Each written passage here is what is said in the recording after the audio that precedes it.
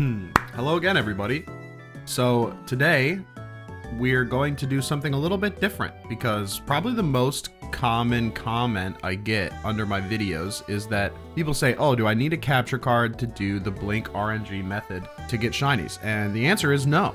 And I'm going to prove that to you today because I'm going to be using my dinky Logitech webcam to get a shiny Palkia. So I'm not going to waste any time, and I'm going to do this video as if you have never ever done this before. So if you've never set up the programs, never even tried, never even considered trying doing this, then this is the video for you. So let's get started. So in the description, you will find a download to this file here, which is the BDSP RNG folder, and it'll come in a zip file, and you will drag that file out onto your desktop. That's where I have it here. And this contains everything that we need to do the RNG. So we're going to open this folder, and the first thing we need to do is we need to install Python. So the Python installer for Windows is right here. So we're going to double click that. And then we're going to make sure we click this add Python 3.9 to path checkbox. This is very important. It will not work if you don't check this. So remember to check this and then click install now.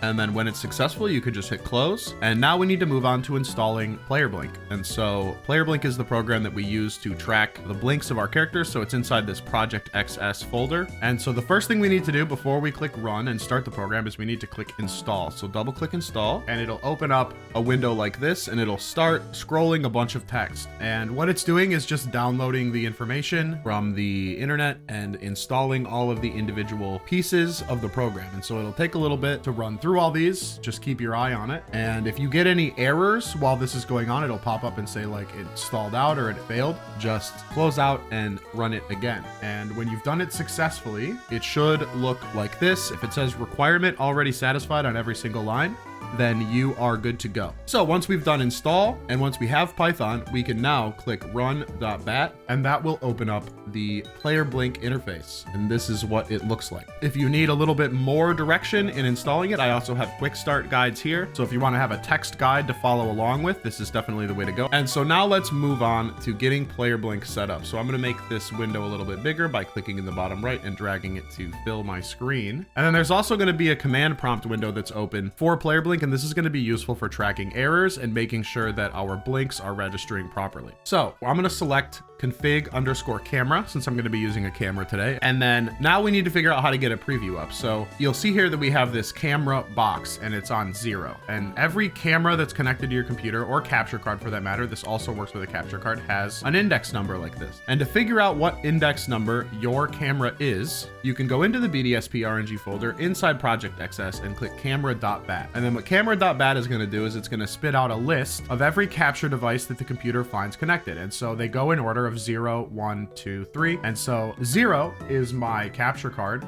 If I were to click preview right now while the camera selector is set to 0, it's going to bring up an image of my capture card. And right now my Xbox is plugged in there because I was playing Elden Ring, super fun game. So let's say you open it up and the preview is just huge and you can't see any of the options. All you need to do is change this display % number down to something like 65. And then that should make it a reasonable size that you can work with. So we don't actually want to use the capture card today. We want to use the webcam. And so once again, we go over to the output from camera.bat and we see that our webcam is 0, 1, 2, the Logitech HD webcam 270. That's the one we'll be using today. It's just a dinky little 720p webcam. This is not a high performance webcam at all, but you're going to see that that's all we need to get shinies in BDSP. So I'm going to set this to camera 2. And so when I click preview, it should bring up the view from my dinky little webcam. And you can see this quality is not good at all. It is very washed out and it just generally looks very blurry, but that is fine. And you'll notice that it might pop some errors while this is monitoring. You'll get like some terminating async callback, can't grab frame error. That is okay.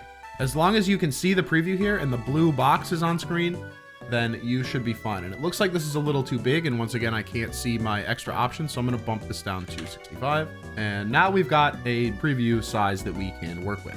Now, let's say you click the preview button and nothing happens. No preview pops up. Well, what we do in this case is we check the command prompt and we see if there was an error. And so in the case of this error, what we see here, if we go all the way to the bottom, it says exception Tried to read from out of bounds of the image from read camera window. Make sure the position of the monitoring box is not out of bounds. And so if you see this, chances are that the X and Y box that are set for your tracking position is actually outside of the range of what your camera is capable of doing. And so the easiest way to fix that is to change both of these values to 0. So I'm just gonna change Y to 0. I'm gonna change X to 0.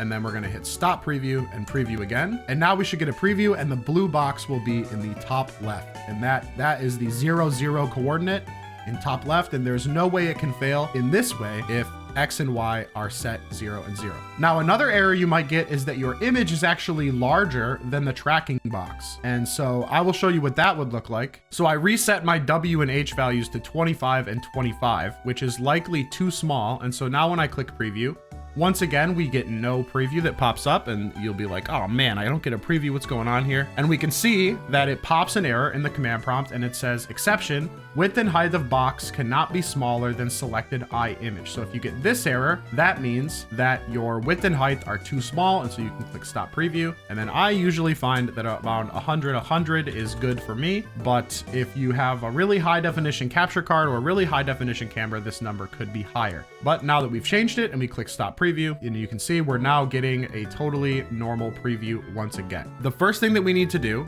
is we need to get an initial seed, and this is the most difficult part for most people. If you can get an initial seed, then you can do pretty much all the RNG in this game, but this is where most people get stuck. They get assertion error, or they can't track the eye, or they can't get the box, or they get things to freeze here. So we're going to cover everything you need to do to get this to work properly. So the first thing we need to do is zoom in on our character and bring up an item text box. If you'll notice, our character kind of wiggles a little bit, and so we can't get a steady picture of the eye, and those wiggles also cause RNG advancements, and so we need to stop that. And the easiest way to do that is just to use an item that you can't use inside, like say the Poke Radar, and then Rowan's text box will pop up, and now your character will stop fidgeting. And this is the perfect chance to zoom in on our character's eye. And so you can double tap home on your Switch to zoom in on your character. If you don't have that option enabled, then you can go into your Switch settings and go down to system. There we go, there's system. And then you scroll down, and zoom should be right down here. Just enable zoom, turn that on, and then you'll be able to double tap home to zoom in on your screen. So we'll double tap home to zoom in, and now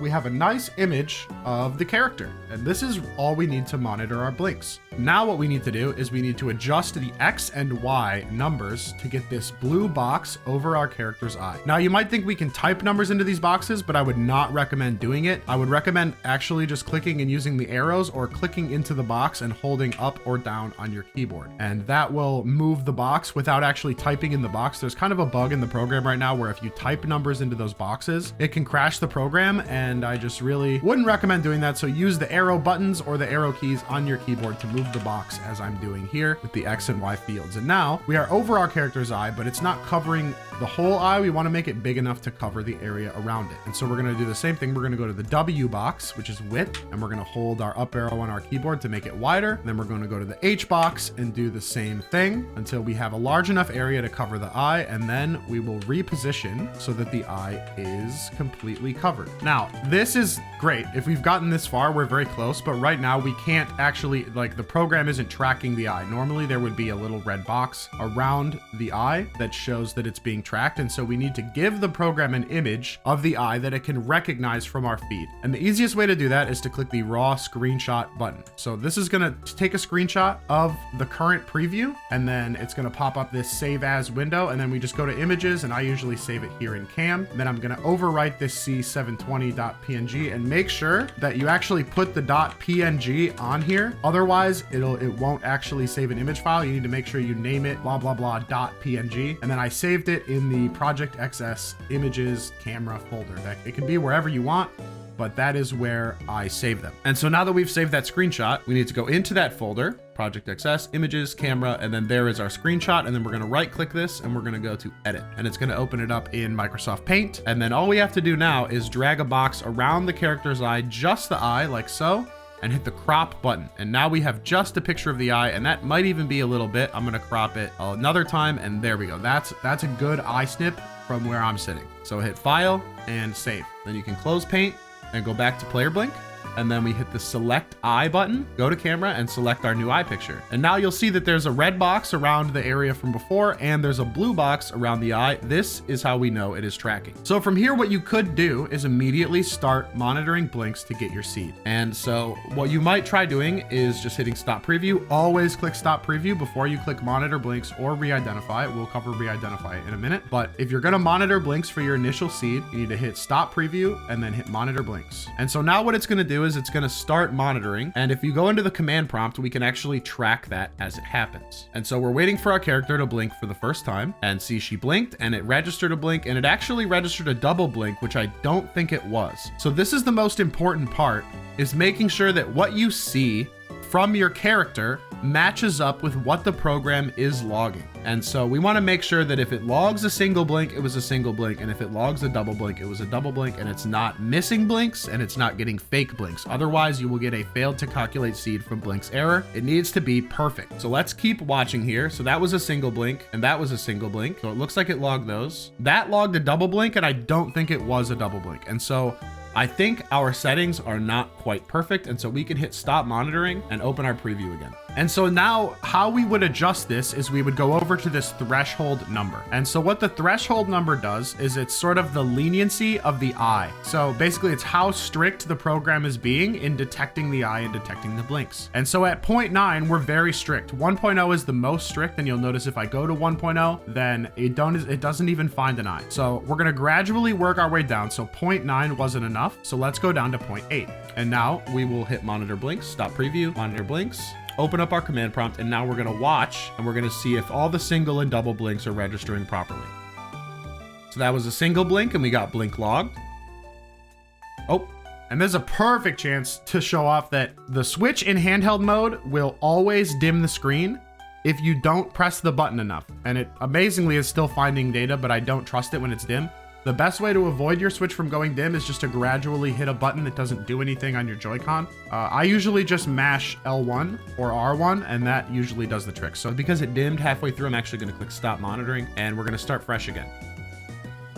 And so that time she double blinked immediately and it logged a double blink. So that's good. Let's make sure that it's not missing anymore and it's getting pretty consistent results. So that was a double blink and it registered a double blink. And I'm actually watching her right eye here and not her left eye so that I can really see what's happening.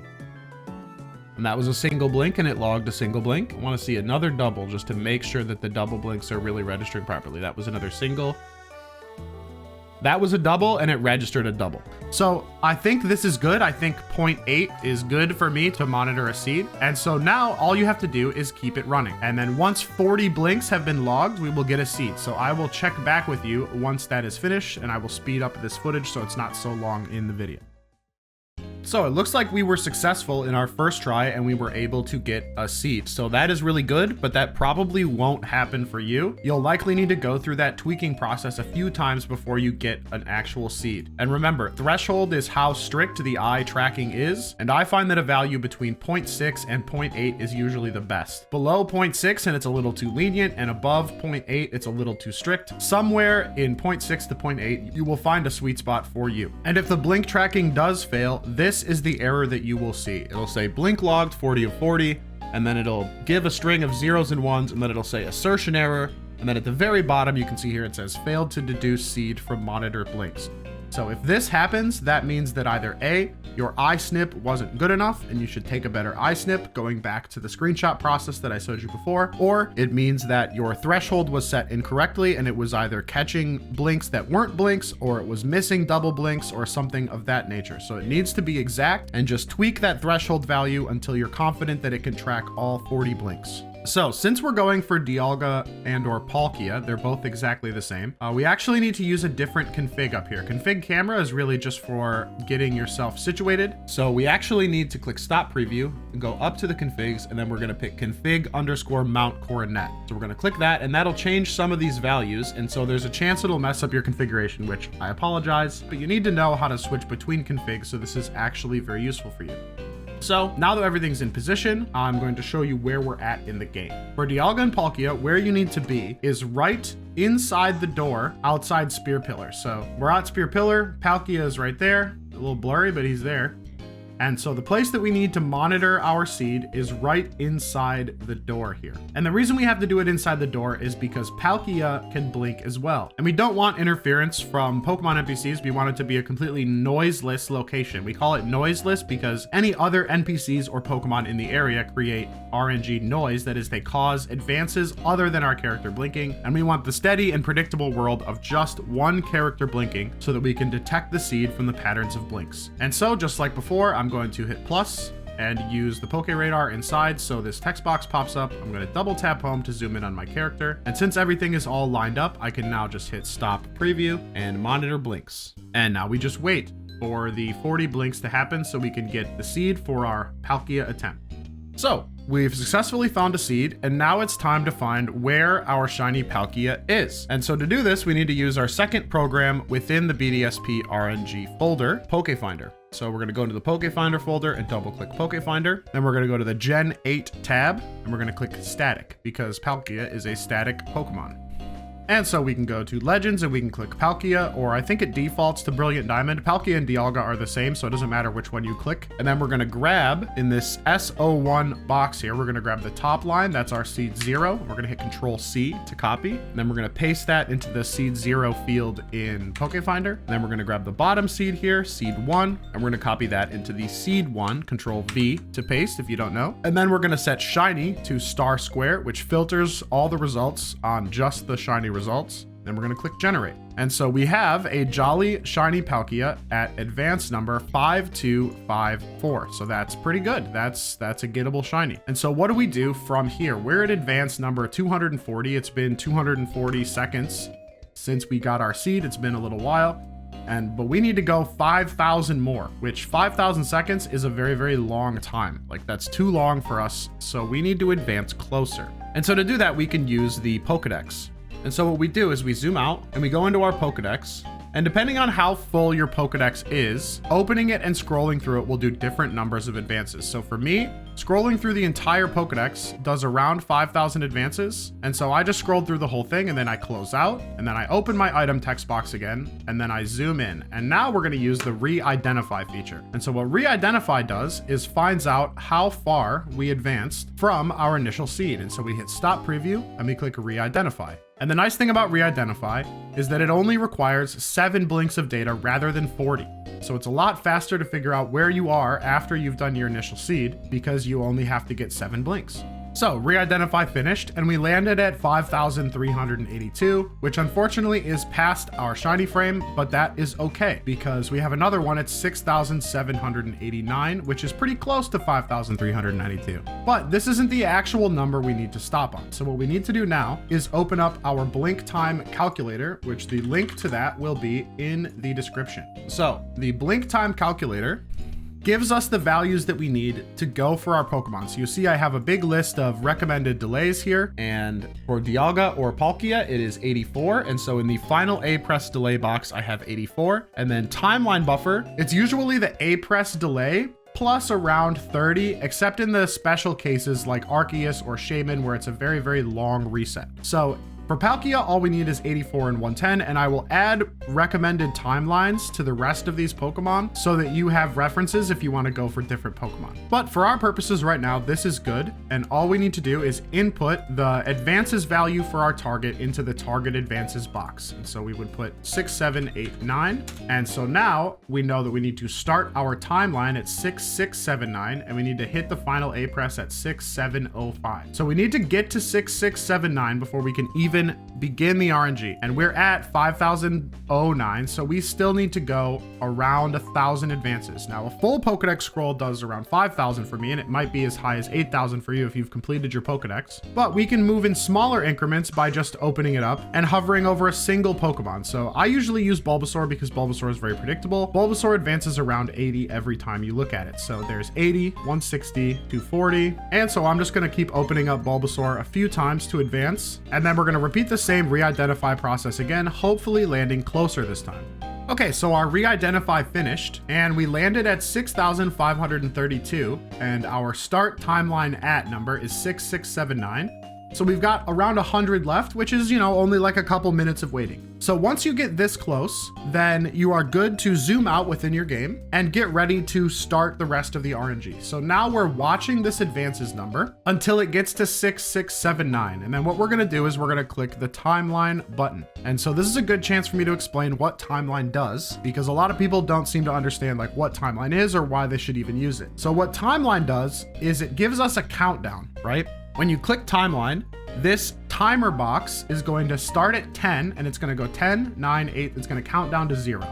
And then at 0, that is your cue to press B while holding up and walk through the door. And then what timeline is doing is it's changing the way the advances are calculated to account for the blinks that Palkia is also going to be doing. So like I said before, when we were talking about noise, other NPCs and Pokemon also blink. And so by clicking timeline and entering the timeline state, it's going to simulate the Pokemon blinks in accordance with this Pokemon NPCs box here. And because we have this set to 1 for Mount Coronet, because there's only one NPC, Palkia, then it is going to be approximating the blinks of having one Pokemon NPC. And so we will get more accurate results when we actually go for the Pokemon. So we've got around 50 seconds left to wait here. So I'll probably skip through this because we need to click start timeline at 6679. And so I've only got about 10 seconds left. And so now in my game, I'm holding up on my joystick and I'm getting ready to click the timeline button. So at 6679, I'm going to click timeline. Whoop. And then it's going to go 10, 9, 8, 7, 6. And I'm still holding up. 4, 3, 2, 1, 0. And then I'm going to press B and walk through the door. And I'm just going to hold up and go all the way up to Palkia. Oh no, a repel? Oh no, we're in trouble. No, we're good. And then at 6705, 4, 5, I'm gonna hit A. And I think that's a regular Palkia. I can't quite tell. Pretty sure that's a regular Palkia. So I think the repel text box probably caused some advances there. Make sure you don't have a repel up. Make sure you have enough steps on your repel so it doesn't expire while you're on your way to the Pokemon. So we didn't get our shiny Palkia, but we can catch it and find out how close we were to hitting our shiny frame. And so I'm gonna catch this with a Master Ball.